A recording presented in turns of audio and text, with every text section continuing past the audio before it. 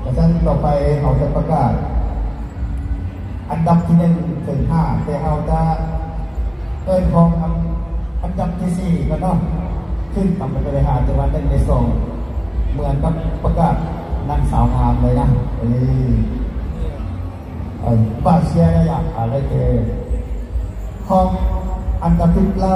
จะห้องอันดับที่4แต่น้องไว้น้องนางสาวด้วยแต่น้องย่าดีย่างย่างย่าดีย่าง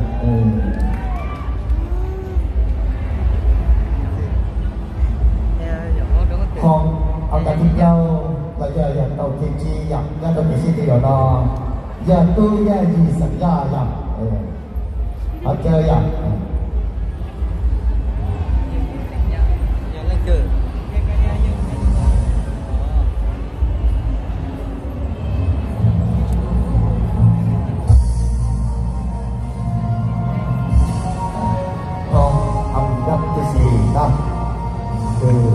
น้องสายย่าดียัง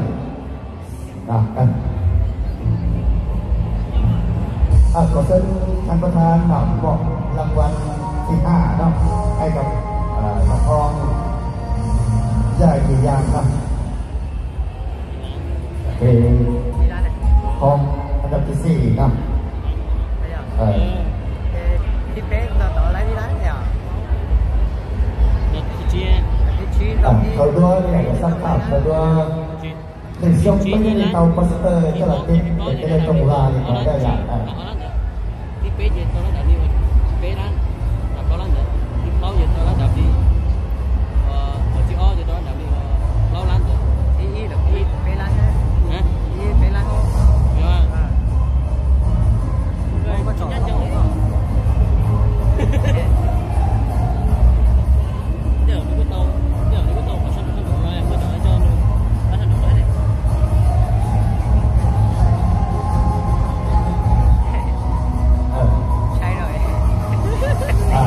ไปก็คืออันดับที่5ของอันดับที่4นะต่อไปเป็นของอันดับ3เป็นว่ารางวัลที่4สำหรับการประกวดนักร้องเสียงดีประจำปี2019และ2020ได้แก่น้องใส่นายเท่าเนาะต้องใส่นายเท่าเนาะขอเสียงตบมือเนาะนายเท่าขอโทษนายเท่เขาอย่างเดียวเป็นเดินทางมาจากแฟนเสียงกวางเรื่องดอกแง่ก็ได้เป็นกรรมกรอันดับที่4ไปเนาะ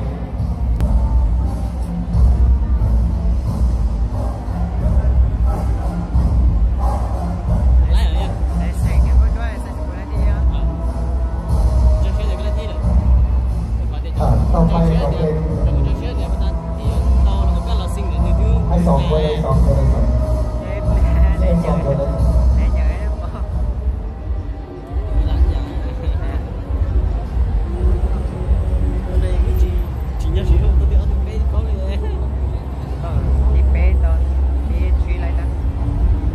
อันดับที่3หรือของอันดับ2นะ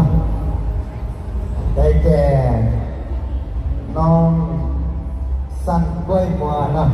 สุดท้ายเป็นสิงคโปร์นะขอเชิญดูว่าอันดับที่3เนาะเอชิคือเราสั่งเป้ยกับสุนทรกับเอชิคือรวมก็ตู้สั่งกล้วยมัวก็สั่งสิงคโปร์ด้วยนะ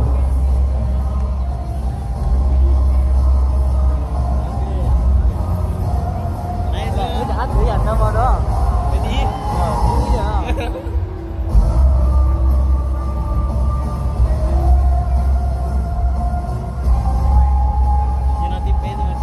ขอเชิญท่านประธานวางจีมัววงใส่มอบรางวัลที่3และที่4นะเราสร้างภาพของบันทึกน้องงามไว้เพื่อวันปีหน้าเนาะเมื่อกี้เด็กเพิ่ม3 มาเลย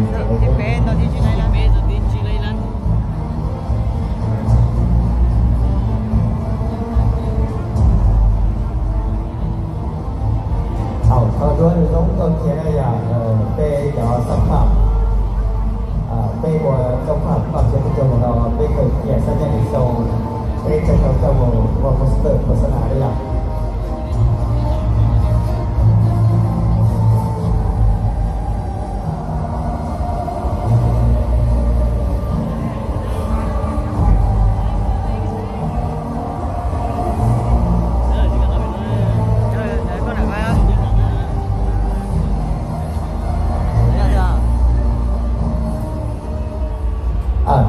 ขอบใจทุกคนขอเสียงตบมือให้กับท่านประธานและกับน้องสาวเขานะ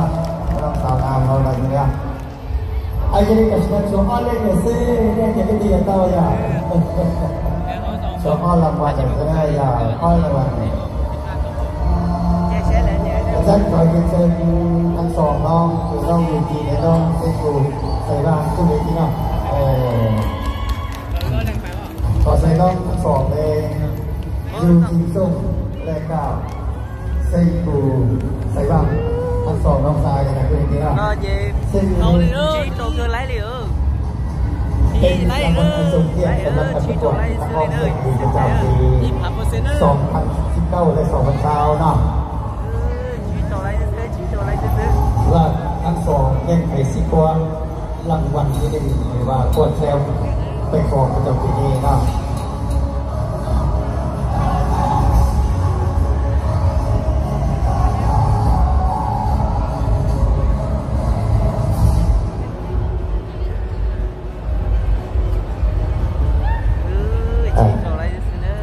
ท่านประกาศต่อไปนี้เสียงประกาศต่อไปนี้จะเป็นรางวัลที่หนึ่งนอกเลยว่าผู้ที่ว่าครัวอันดับหนึ่งสำหรับการประกวดนักร้องเสียงดีประจำปี2019และ2020เนาะท่านประกาศคือของน้องแล้วกรุณาเก้าไปทางหน้าอีก2เก้าเนาะเพื่อให้ท่านผู้ชมและก็เพื่อนมิตรสหายหรือญาติพี่น้องก็ยังรู้ว่าลูกของท่านเองครับเมื่อนี้ได้ถึงฝันแล้วเนาะได้ไปถึงฝันแล้วแต่ได้ไปถึงความตั้งใจที่ตั้งใจไว้เนาะ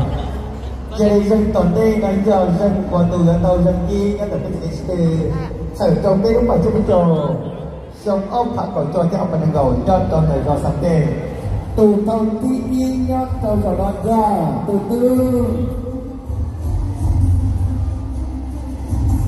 อยู่จริงสิ่งส้มอย่างตอนนี้ดีเออเก้าเป็นหน้าสองเก้านะเก้าโมเข้าจุดหัวเพลงดึงตอนนี้ดีเออตัวเราอยากตัวเราสักทีเนี่ยเป็นสิ่งที่ส่งเราได้ยัง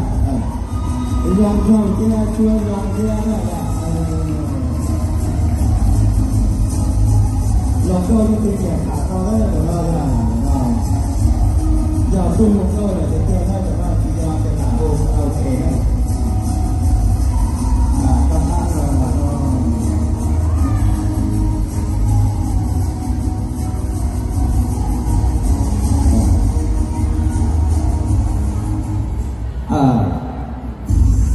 เราก็เป็นอันดับที่หนึ่งของการประกวดนักร้องคนนี้นะซึ่งมาเชิญท่านประธานเนาะจึงมอบรางวัลอันที่หนึ่งให้กับอันดับที่หนึ่งและที่สองเนาะ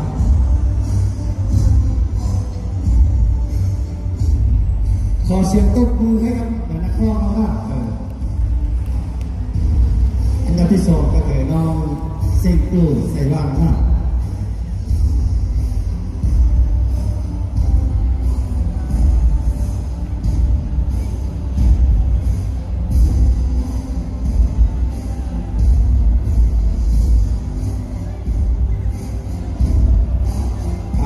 ที่สองบอกเลยท่านประธาน